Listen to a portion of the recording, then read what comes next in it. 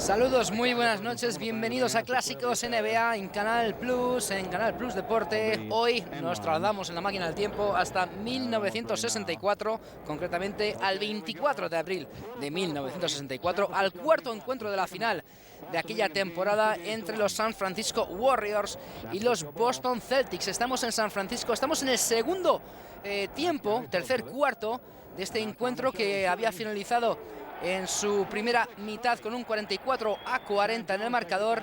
Insisto, los Boston Celtics ante los San Francisco Warriors. Boston, que venía de encadenar 5 títulos NBA consecutivos y buscaba la gesta de convertir su sexto anillo. Íñigo Ruiz, muy buenas noches. ¿Qué hay? Buenas noches, Moisés. Buenas noches a todo el mundo. Pues lo que tú decías, ¿no? Estamos en el centro del mito de los Boston Celtics, ¿no? En la creación de ese Celtic Pride tan famoso años después. Y bueno, pues una temporada, como tú decías, donde iban a lograr los Celtics su sexto anillo. Por cierto, primera temporada que no jugaba Bob Cousy.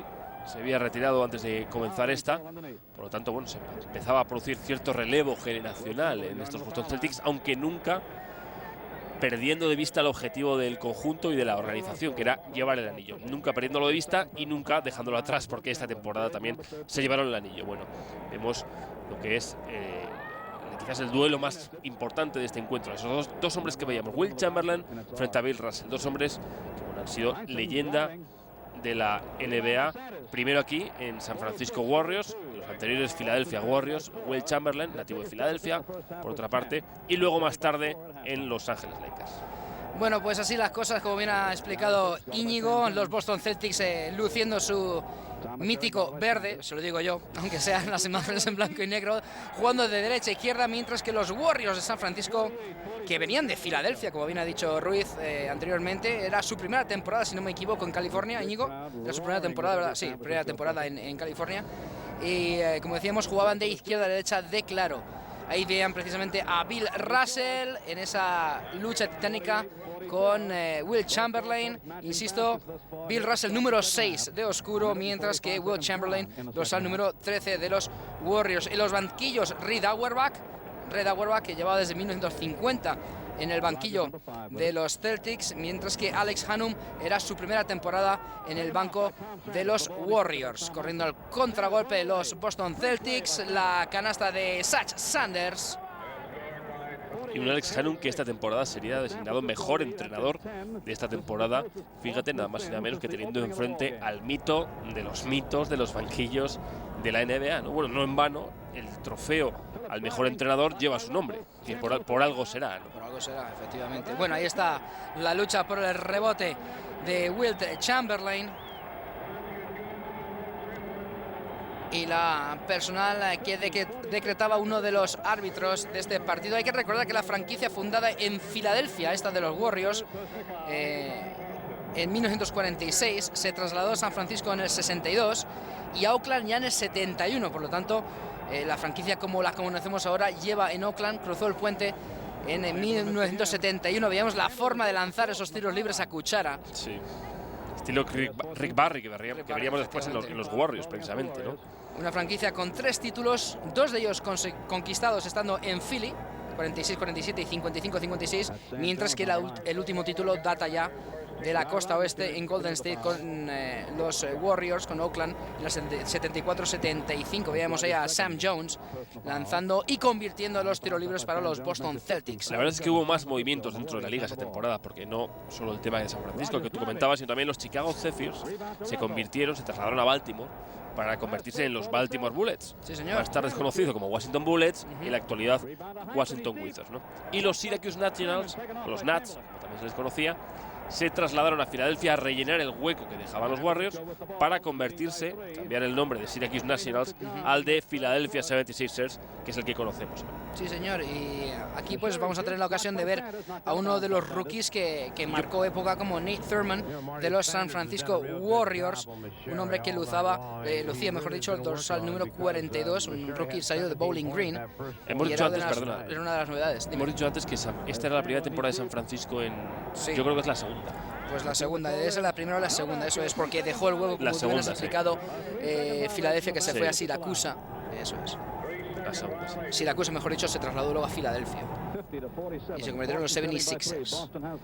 Bueno, Boston con el balón interior para Russell, ahí está de nuevo Casey Jones. Varios jugadores que luego fueron entrenadores de la franquicia de Boston. Ese es el lanzamiento suspensión que falla Tom Henson, uno de ellos precisamente Tom Henson. Sí. Y comentarista. Cierto.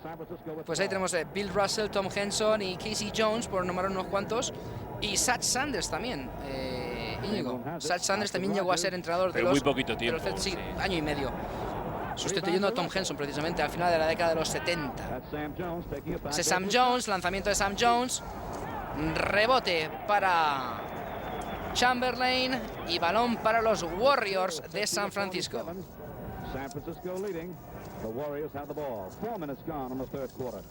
Bueno, hay un jugador en los San Francisco Warriors que tiene una vaya tapón, a punto de taponar. Impresionante lo de Russell sobre Chamberlain. Decía, hay un jugador en San Francisco Warriors que es nada más y nada menos que el señor Hightower. Sí, señor, Wayne Hightower, que luego jugaría en el Real Madrid. Exactamente, que Pedro Fernández se lo trajo para jugar en el Real Madrid. Esta temporada estuvo en San Francisco, luego fue traspasado a Baltimore. Un excelso tirador, según me han contado. Sí, efectivamente. Fíjate que curioso que a través de un partido histórico veamos a uno de los jugadores que luego estuvo en el Real Madrid, ¿no? Sí, señor. El Real Madrid de Pedro Fernández, claro que sí. Boston en ataque. El balón es para Sam Jones. El lanzamiento en canasta de Sam Jones. Raro es el jugador de esta plantilla de los Celtics que no tiene su dorsal retirado de las vigas hoy en día ya del Fleet Center, antiguamente el Boston Garden. Es verdad. Vas tomando nota y dices el 15 de Henson, el 17 de Havlicek, por supuestísimo el 6 de Russell, el 27 de Casey Jones, el 24 de Sam Jones. Es increíble. Otra vez Sam Jones. Y 52 a 40, 52 a 51, el luminoso que lucía en el pabellón deportivo de San Francisco. Pues mira, vamos a repasar rápidamente. Empezamos por el número 2, que cuelga del techo del Fleet Center en la actualidad. Bueno, creo que ha cambiado el nombre, ya no es Fleet Center, sino que tiene el nombre de un banco, creo que es el pabellón de los Celtics. Para empezar, el número 2, que es el de Arnold Red Auerbach, que cuelga del pabellón. Después Bill Russell. Después Bob Cousy, bueno, que ya no estaba aquí. Después Tom Henson. Después Tom Sander. John Havlicek, Frank Ramsey, que también está aquí, de Kentucky College. Son 23, ¿no? Sam Jones, Casey Jones. Y hay una curiosidad. Jim Loskutov, que también está en este equipo. Sí. Bueno, le propusieron retirar su número y colgarlo de rafters, ¿no? Del techo del pabellón. Pero él dijo que no, que prefería que no retirasen su número para que otros jugadores pudiesen llevar ese 18. Eso es.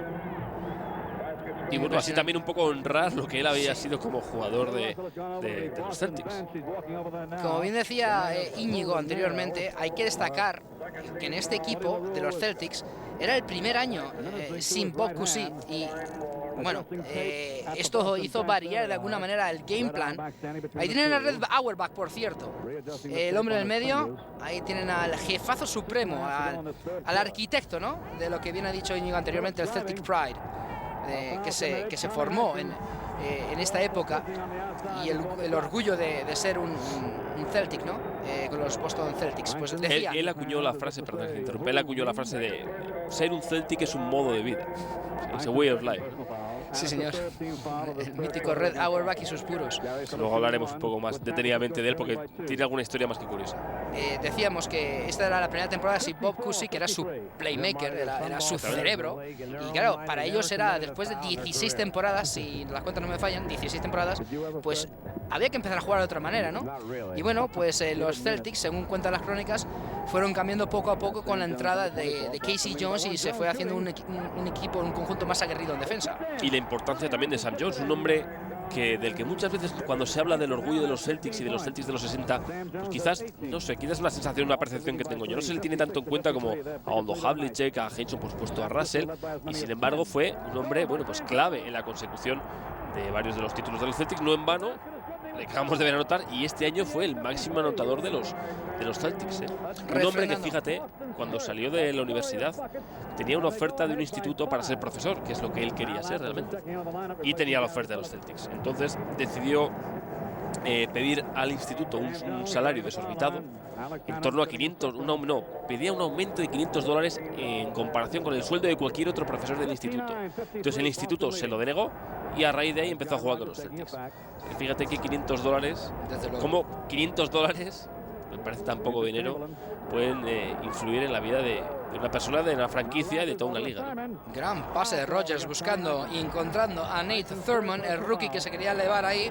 Mientras veíamos a Alex Hannum, ahí le tienen, el entrenador en jefe de los Warriors San Francisco en esa primera temporada suya. Hay que decir que este, como digo, era el cuarto partido de la final de 1964. Era el 24 de abril de aquel 64. El primer encuentro se disputó el 18 de abril, venció Boston 108-96. El segundo, 20 de abril, venció Boston 124-101. Y ya en el tercero, los San Francisco Warriors se impusieron por 115-91 ya en San Francisco. Este, por lo tanto, era el segundo partido que se disputaba ya en California. Los dos equipos, uno correspondiente al campeón de la división este, que así se denominaba en aquel entonces, no había conferencias, era la división este.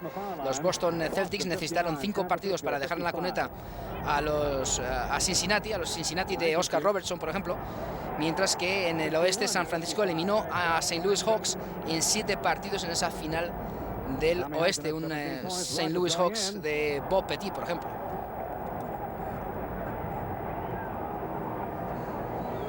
Mira, Auerbach. Ahí le tienes. Es un hombre que recibió una gran cantidad de dinero en multas, más de $17.000 a lo largo de su carrera. No de su carrera, sino hasta que Maurice Podoloff, que este año dejó de ser comisionado de la NBA. Sí, le sustituyó Walter Kennedy. Sí, Walter Kennedy, efectivamente, pues $17.000 en multas le puso el señor Podoloff a Red Auerbach por sus excesos dentro de la cancha. Como bien decía Íñigo, este era pues la 6ª temporada consecutiva en la que el título viajaba a Boston, y ya pues, hay que ponernos en situación. Y en la época, pues todos los cronistas deportivos comparaban ya la dinastía de los Celtics con los Yankees, ¿no? Con los Yankees de béisbol, eso es. Con los Yankees de béisbol, que habían conseguido 5 consecutivos con Roger Maris, con DiMaggio, con Mickey Mantle, con Yogi Berra, del 49 al 53. Los Yankees de Bronx. Ya se planteaba la gente, bueno, ¿cuándo van a perder estos chicos, no? ¿Cuándo van a dar un paso atrás y van a dejar espacio para que nuevos equipos, bueno, pues obtengan el anillo? Todavía pasaría un tiempo hasta que eso sucedería. En la línea de tiro libre tenemos a Tom Meskery convirtiendo el lanzamiento libre. Meskery, que tiene una historia muy curiosa. Este hombre nació en China en el 38, porque sus padres eran rusos. Y no me digas por qué, porque ya a tanto no llego.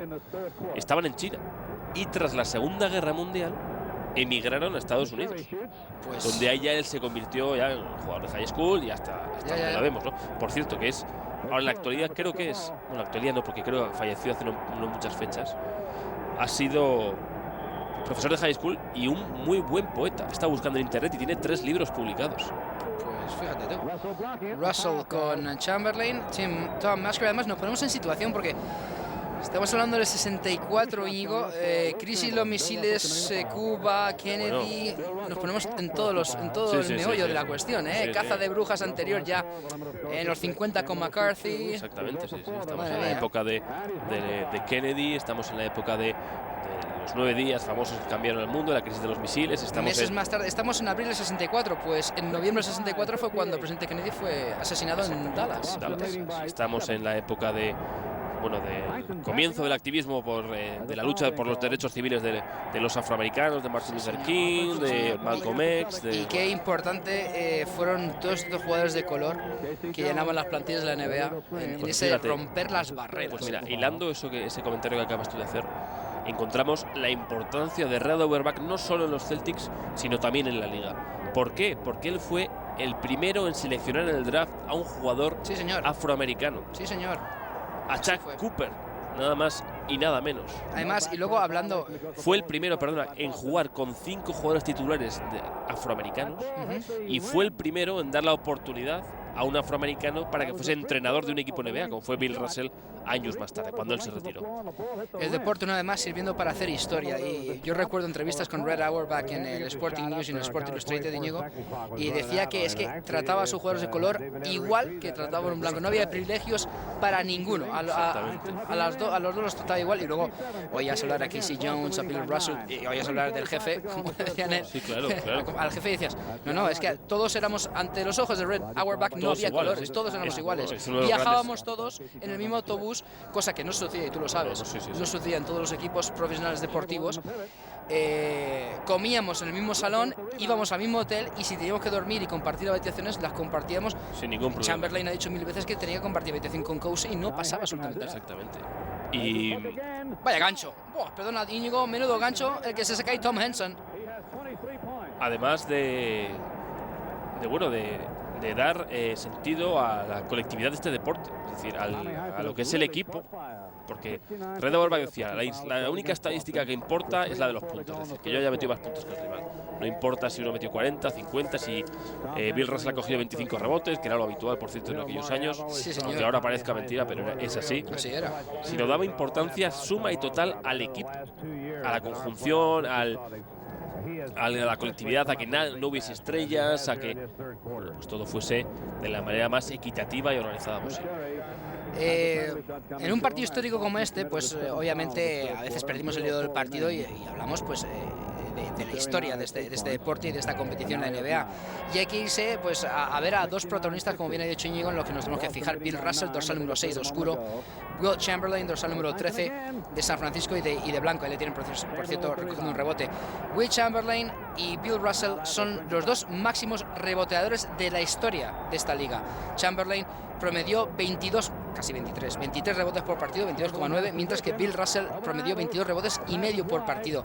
Son números realmente que para cualquier chaval de hoy en día, de esta generación, y que nos siga a través de Canal Plus, puede pensar que números, que estratosféricos. Y es difícil, se hace muchas veces difícil de entender, sobre todo viendo el juego, viendo partidos como estos que estamos viendo, entender la repercusión que tuvieron no solo en la liga, sino en el juego del baloncesto en sí, Will Chamberlain y Bill Russell, ¿no? Dos hombres de los que se habla, y con razón, de que cambiaron la percepción total que se tenía por aquel entonces de este deporte, ¿no? Por su estilo de juego, por la forma en la que ellos se manejaban en la cancha, etcétera, etcétera. Y de Will Chamberlain decía una cosa, Red Auerbach decía, mira, Will Chamberlain era la bestia, es decir, era el hombre ideal para este deporte en cuanto a musculatura, en cuanto a capacidad de salto. ¿Quién decía eso, perdón, niño? Red Auerbach. En cuanto a capacidad de intimidación, o sea, era el hombre que lo tenía todo para haberse convertido en el máximo ganador de anillos en la historia de esta liga, y tener que no le cupiesen los anillos en los dedos de las manos. Dice, pero solo tenía un pequeño defecto, y es que no podía con nosotros. Es que en ningún momento daba la sensación de que por mucho que él hiciera, iban a poder con nosotros. Sí, son de esos jugadores o deportistas que se encuentran en su trayectoria deportiva con un rival que le frustra, y de eso sabemos en España muchísimo. Vete a ver Miguel Indurain a cuántos ciclistas ha dejado en el camino, por ejemplo, ¿no? Por poner un ejemplo, ¿no? Y que les ha tocado esa generación y no han podido con ellos. Y ese fue el caso de Chamberlain, que luego únicamente volvió a ganar con los Lakers ya en la década de los 70, después, cuando ya estaba entradito en años y ya jugaba con aquella cinta en la cabeza que provenía del voleibol. El caso es que el bueno de Will Chamberlain, como bien decía el jefe, Red Auerbach, en otro equipo se hubiera hinchado a ganar, y lo cierto es que, hombre, se encontró con esa generación de los Celtics que eran imbatibles. Fíjate, quizás, hablando un poquito más de Auerbach, quizás Auerbach tenía un concepto distinto en lo que a raza se refiere también, porque él también era hijo de inmigrantes. Él también era hijo de inmigrantes rusos. Sus padres eran rusos, concretamente de Minsk, que llegaron a Estados Unidos al principio del siglo XX, ¿no? Quizás también eso podía influir un poco en ver las cosas desde otra perspectiva, ¿no? No me imagino con la misma mentalidad a un Red Auerbach con su procedencia que hemos comentado, siendo inmigrante, etcétera, que a un Red Auerbach nacido en Alabama. Está claro. Sí, exacto. Ojo, que no tengo nada en contra de la gente de Alabama, que nadie me interprete mal, ni mucho menos. No, Pero yo creo que vamos, nos entendemos se te todos, se ¿no? te entiende perfectamente. Y eso es totalmente cierto. Bueno, y a todo esto, hablando un poquito de lo que eran estos dos equipos, hay que recordar que en aquella temporada de 1963-1964, Boston tan solo perdió 21 partidos de temporada regular y venció en 59. Fueron primeros de la división del Este, mientras que los Warriors hicieron lo propio en su división, la Oeste, ganando 48 partidos, perdiendo 32. Otros conjuntos en el Este, pues los Cincinnati Royals, los Philadelphia 76ers y los New York Knickerbockers, los Knicks. Mientras que en el Oeste, junto a San Francisco, estaban los St. Louis Hawks, que jugaban en Missouri, Los Ángeles Lakers, que ya se habían trasladado de Minneapolis, mientras que cerraban esa división los Baltimore Bullets, que como bien ha dicho Íñigo, luego se convertirían en Washington Bullets, y los Detroit Pistons, que no tenían nada que ver con los Pistons de hoy en día, que actualmente están disputando esa final de conferencia con los Miami Heat. Más curiosidades de Red Auerbach. ¿Tú sabes que nunca ha tenido su residencia oficial en Boston? Siempre en Washington DC. Y en la actualidad vive en Washington. ¿Sigue en Washington? Sí, es curioso. Tiene un pedazo de Mercedes plateado que en la matrícula adelante pone Celtic. Simplemente, sí. Y fíjate, son todas las cosas que cuenta él, que después de cada partido siempre tiene la tradición de comer comida china.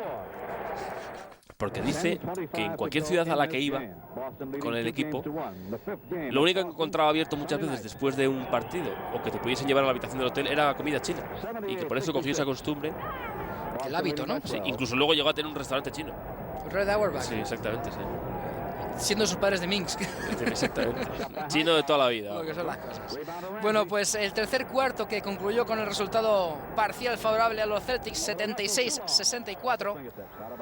Estamos en el cuarto partido de la final de 1964. Recordemos, el parcial, la eliminatoria, la serie final estaba 2-1 a favor de Boston.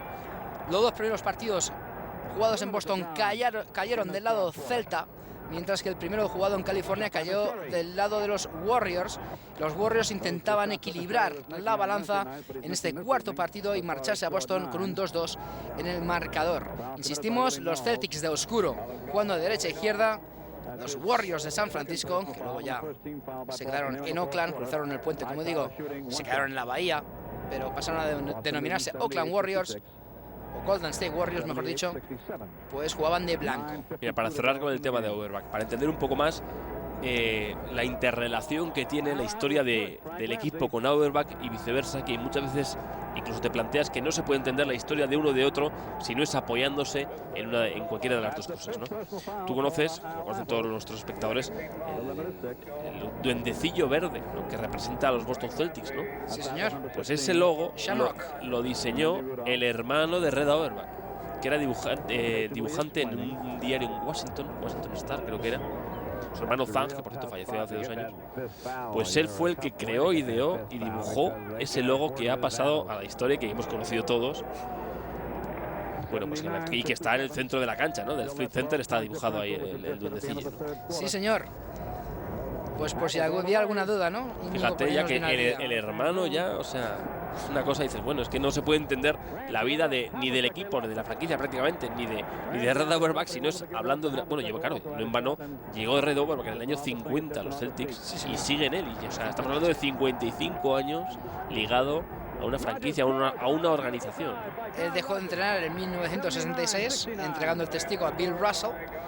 Russell se lo dejó a Tommy Henson y a Satch Sanders para que luego llegara pues los años 80 y se hiciera con el equipo Casey Jones después de que lo hiciera Bill Filford. ¿Perdona? Fletcher, ¿no? Fletcher, sí. Boston de 12, o por 12, si lo prefieren así, ganando este partido en el cuarto. Vaya tapón que le ha llegado a Russell, pero hubo falta previa, creo que de Sam Jones. Antes hemos visto cómo desbarataban ahí una ocasión entre Havlicek y Frank Ramsey. Y habrá tiros libres para el conjunto de San Francisco.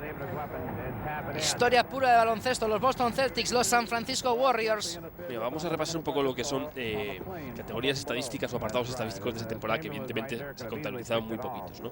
En cuanto a puntos, el máximo anotador, indiscutiblemente Will Chamberlain, 36,9 puntos por encuentro, seguido de Big O, de Oscar Robertson, 31 puntos, y luego Bob Petit de San Luis con 27. Luego encontramos ya más abajo pues, Jerry West, el Jim Baylor, los dos de los Lakers, excepto John Havlicek de Boston, es el primero que aparece. Fíjate, ellos siempre se orgullecían de que ninguno de sus jugadores en la historia de estos anillos apareciese entre los 10 primeros en cuanto a anotadores se refiere. Fíjate lo que es tener esa mentalidad de equipo. Concepto de equipo, ¿eh? Quizás llevado hasta el extremo, ¿no? Que bueno, a ellos les dio buen resultado, más que buen resultado, bueno, es una perogrullada lo que he dicho, así que bueno, hay que respetar. En cuanto a porcentaje de tiros, Jerry Lucas, que fue rookie esa temporada, un 52%, fíjate, superando solo a Will Chamberlain, con un 52, Will Chamberlain que, como podemos apreciar en el partido, pues tiraba siempre muy de cerquita, no hay mucho mate y muy canasta fácil. En cuanto a tiros libres, Oscar Robertson con 85%, asistencias, Oscar Robertson 11 asistencias por encuentro, que se dice pronto, y en segunda posición el base de este equipo, Guy Rodgers, con 7 asistencias por encuentro. Tercero, Casey Jones con 5. Y rebotes, parece mentira, pero es así. Bill Russell, 24,7 rebotes por encuentro. Escandaloso, vamos. Qué tela, Seguido de Will Chamberlain, 22,3. Y bueno, quizás podríamos hablar, bueno, es que estos dos estaban muy por encima del resto, cogían pues más de 20 rebotes, pero de ahí para abajo ya entramos en cifras normales. Pues no, porque Jerry Lucas, que era el tercero, era 17 rebotes, Walt Bellamy, 17 rebotes, Bob Petit, 15 rebotes. El más normal, por decirlo de alguna forma, es en novena posición, el Jim Baylor, con 12 rebotes por encuentro, fíjate. Gary Phillips, que entraba en cancha para los Warriors con ese dorsal número 7, mientras que los Boston Celtics tenían la oportunidad de ampliar la ventaja en el marcador en San Francisco con esos tiros libres. Falló el segundo. Movía el balón Guy Rodgers para los Warriors. Está jugado para Gary Phillips. Lanzamiento de Phillips, se va a quedar corto, pero estaba Chamberlain para el palmeo, no lo convirtió. Transición de los Celtics por medio de Sam Jones. Lo que ha conseguido. Impresionante John Havlicek. Increíble, ¿eh? Este hombre, John Hondo Havlicek, uno de los hombres que más proyección dio al rol de sexto hombre, ¿no? Que realmente quizás definió lo que es jugar en esa posición. Un rebote de Chamberlain. Un hombre que seguro que todo el mundo recuerda o sabe la historia, que fue drafteado a la vez por la NBA y por los Cleveland Browns de la NFL. De fútbol americano. Y que hizo el training camp con los Cleveland Browns. La pretemporada. Y lo echaron y lo cortaron. Y por eso empezó a jugar con los Celtics, fíjate. Bendito corte, ¿eh? Sí, sí. Qué gran jugador de baloncesto se ganó. Y fue llegar y ganar 4 anillos de forma consecutiva. Hay que decir que para un total de 8. Hay que decir que estos Boston Celtics, míticos Boston Celtics, estoy hablando ya de la franquicia, tiene 16 anillos en su haber. 16 trofeos adornan las vitrinas de los Celtics.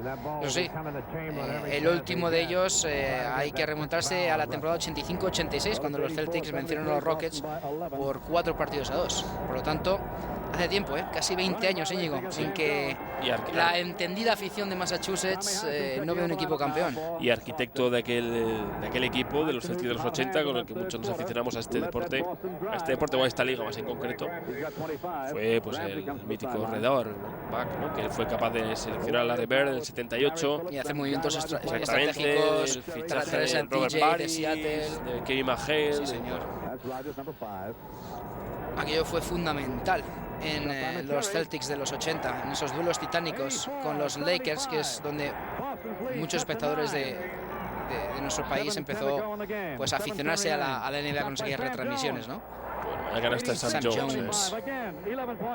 11 puntos arriba para lo que te digo. Yo no sé si compartes esa percepción conmigo, pero sí que se habla de Bill Russell, de Havlicek, de Heinsohn, ¿verdad? Pero Sam Jones siempre está un poco, no, ¿verdad? Seguro que si alguien que empieza a aprender un poco de la historia de NBA, le preguntas por los Celtics de los 60 y te va a decir eso, Russell, Heinsohn, Havlicek, sí, tal, ¿no? Pero te va a dejar el Sam Jones fuera. No. Es y eso que es un nombre que aparece en muchos de los reportajes de NBA que emitimos en Canal Plus. Es cierto. Que es un hombre que le han hecho muchas entrevistas y sale pues con relativa frecuencia.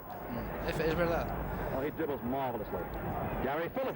Phillips con el lanzamiento y canasta en suspensión de Phillips.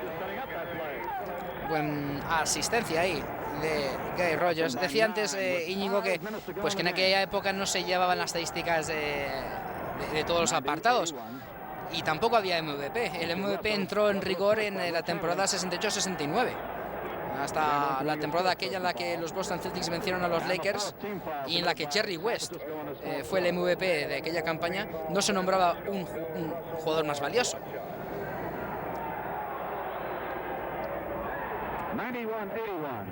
91-81. Boston ganando por 10. Guy Rogers levantando, subiendo el balón, cruzando la divisoria y la canasta. Chamberlain, no podía ser otro, con el palmeo, después de que dejara esa bola en franquicia por encima del aro. Guy Rogers. Ese es Bill Russell jugando de espaldas al aro.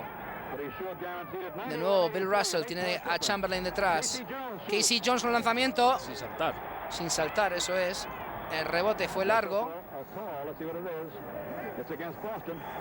Y la falta será contra los Celtics. Falta en ataque, ¿no? Tiene toda la pinta. Antes nos mostraban una panorámica de Red Auerbach. Ahí le tienen, por cierto, con ese papel enrollado en su mano izquierda.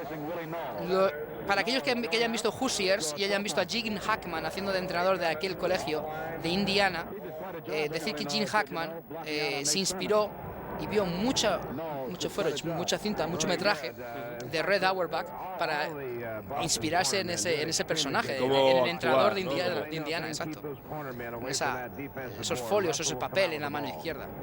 Aunque luego muchos entrenadores se han imitado o han seguido ese ejemplo, ¿no? Vimos aquí en España hace muchos años, yo creo que fue el primero, a Herb Brown, sí, señor, el hermano de Larry Brown, que llevaba los folios siempre enrollados en la mano. Bueno, pues una pose más también de entrenador, ¿no? Claro que sí. Es como llevar ¿cómo se llama el más famoso entrenador de la NFL? El nombre este del gorro. Vince Lombardi. Pues Vince Lombardi. Sí, pues. mítico entrenador. Luego sí que he visto a varios Tom Landry también. Digamos que de aquella generación, Tom Landry de los Dallas Cowboys y Vince Lombardi de los Tampa Bay Green Bay Packers eran los dos que llaman típica gabardina y el sombrero. Seguro que luego esa estampa se ha repetido. En muchos, hasta que ya, yo diría que a finales de los 70, principios de los 80, se empezó ya a cambiar y ya pues era más el Elite Sport, porque ya se metían los cascos, los microcascos. Pero sí es cierto, como tú bien dices, que esa era, ¿no?, la percepción y la planta de un entrenador de fútbol americano junto a la banda con sus hombres, ¿no? La del sombrero bien calado y la gabardina. Havlicek desde la línea de tiros libres. Poco más de 3 minutos para concluir el partido en San Francisco, este cuarto partido. ¡Qué canasta, qué cambio de mano el que realizaba ahí Guy Rogers! Llevaba ya 19 puntos a esta altura del partido Guy Rogers. Cuidado ahí, que Havlicek estuvo a punto de perder el balón. Definitivamente Rogers le roba, asistencia de Rogers.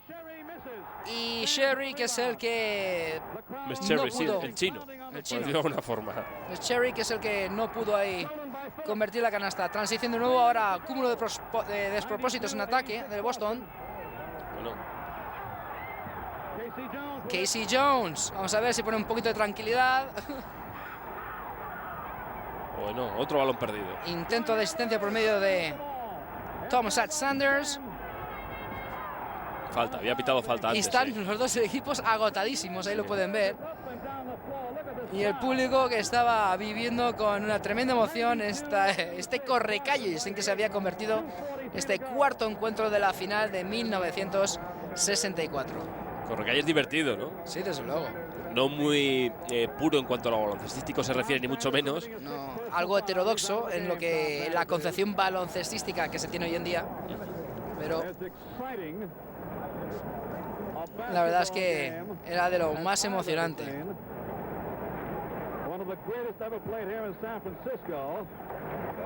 Podemos escuchar de fondo, obviamente, al comentarista de la realización americana diciendo que era uno de los partidos más emocionantes que se había disputado en la zona de San Francisco, en la zona de la Bahía. Ahí vemos a Alex Hannum, otro que también fue, como igual que Bill Russell, fue jugador-entrenador de los St. Louis Hawks, si no recuerdo mal, compartiendo esa figura que, bueno, por lo menos a mí se me hace tan complicada, eso de jugador-entrenador, ¿no? Yo creo que en cualquier deporte es algo que yo no termino de concebir. Lo veo difícil, lo veo complicadísimo. Recuerdo, me viene a la memoria, ¿sabes quién? Me viene a la memoria Gullit cuando estaba en el Chelsea, ya en sus últimos años. Es verdad. Pedía el cambio y salía a él, ¿no? Y era el entrenador. Yo lo veía como... Es que me parece imposible, ¿no? Yo también, yo por estoy de acuerdo los celos, contigo. los resquemores que se puede crear dentro de la plantilla, un vestuario, ¿no? Yo también estoy, en ese sentido sí que estoy de acuerdo contigo. Lo veo complicado. 92-87. Marcador favorable a los Boston Celtics. Último cuarto del cuarto partido de la final de 1964. Bueno. Lanzamiento de Jones, rebote defensivo que atrapaba Tom Meschery. El balón para Guy Rogers. Rogers que se atreve a un lanzamiento.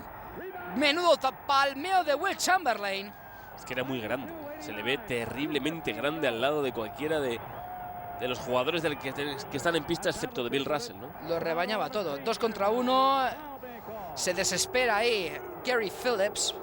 Y le va a caer la falta ante el abucheo del respetable que llenaba el Coliseo de San Francisco.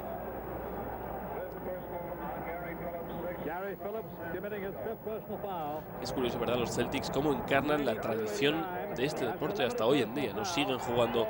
Yo creo que será la única franquicia en la historia que jamás ha cambiado la camiseta. Siempre siguen siendo la misma. Siguen jugando todos con zapatillas negras.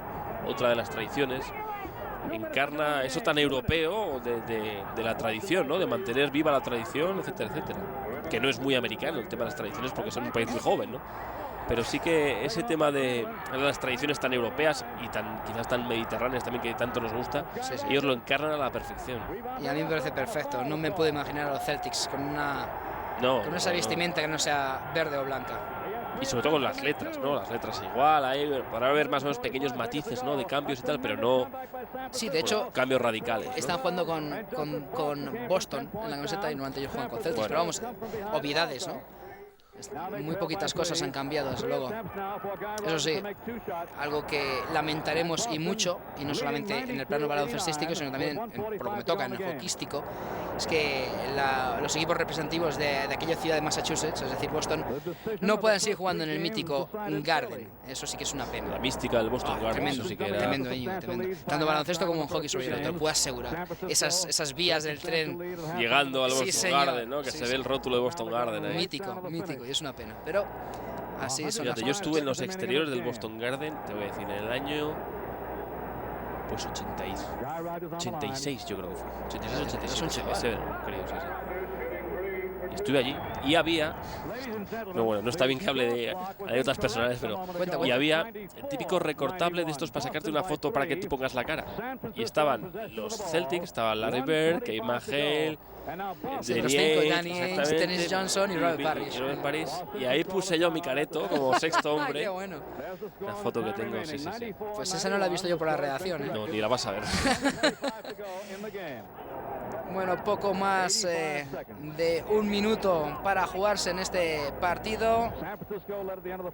Boston ganando por el momento. Máxima ventaja fueron de 10 puntos en el segundo cuarto. Y ahora tiempo muerto en pista.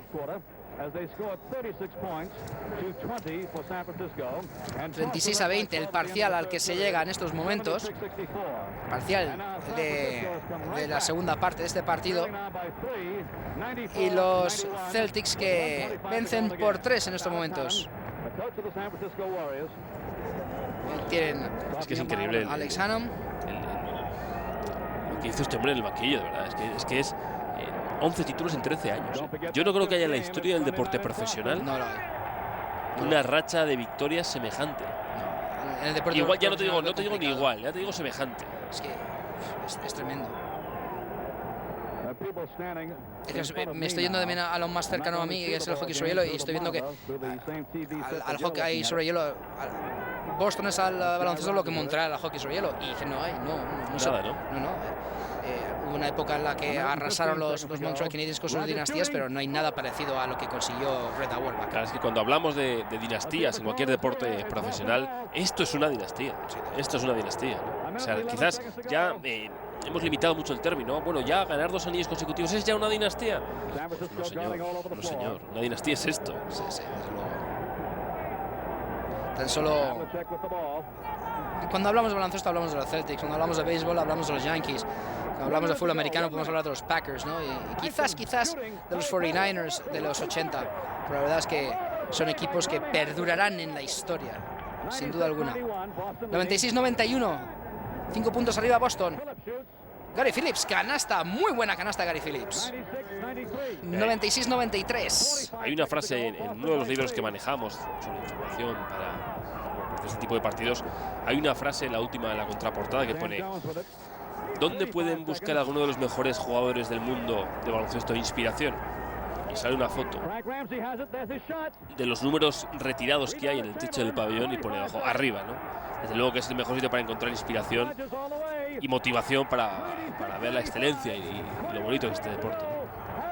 Vamos a Havlicek, estamos ya en los últimos segundos del partido. Vaya palo le han dado ahí. Restan 18 segundos y Boston vencía por 1, mientras que Havlicek se iba a disponer a lanzar los tiros libres.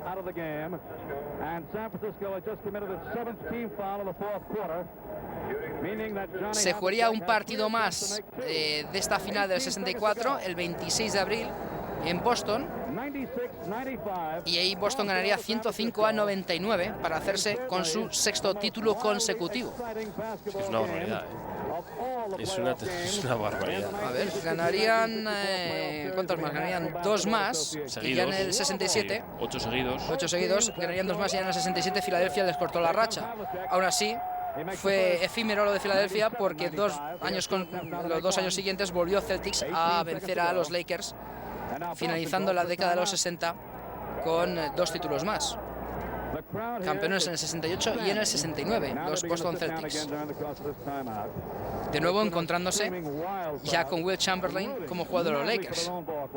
Sí, y la 66-67, que bueno, pues también se la llevaron Filadelfia, gracias a Will Chamberlain, que estaba en ese equipo con Billy Cunningham y Mark Walker. Sí, porque este fue la última temporada de... y el entrenador, ¿quién era? Alex Hannum. Alex Hannum, efectivamente. Y esta fue la última temporada de Chamberlain con los Warriors. Johnny Havlicek will go to the foul line in just a moment or two, with 2 attempts to make 1 more point. And if he makes one of those 2 attempts, San Francisco, campeones del oeste, venciendo a San Luis y a Los Ángeles. Pues que no sé si lo hemos comentado, pero es que había 9 equipos en la liga. Sí. Es que no había más. Los hemos repasado, las 2 divisiones que había, que no conferencias. Y bueno, un poquito de historia que siempre viene bien, ¿no?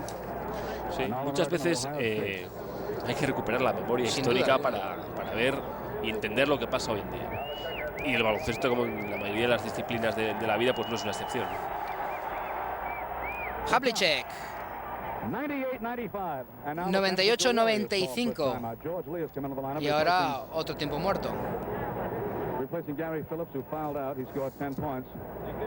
¿Y qué hacemos ahora sin una línea de 3? ¿no?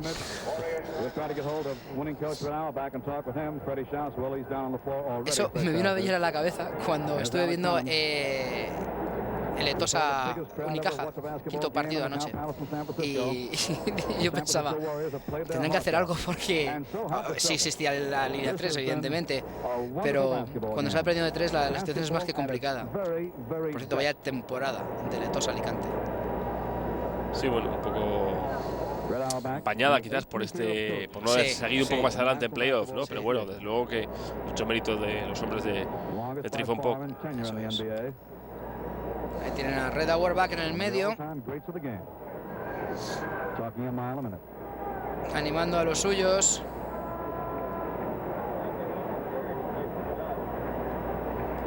Bill Russell dejando la toalla. Últimos compases ya de este cuarto Decía partido de la final del 64. Auerbach, la única discriminación que pongo yo es la del que no pueda jugar. Es decir, el que no sea capaz de jugar en este equipo es el único al que discrimino. El resto me da absolutamente igual. Lo tenía claro, ¿no? El jefe. Meschery con el lanzamiento. El rebote para los Celtics. Se acabó. 8 segundos. Bill Russell. Falta personal de Nate Thurmond, el rookie.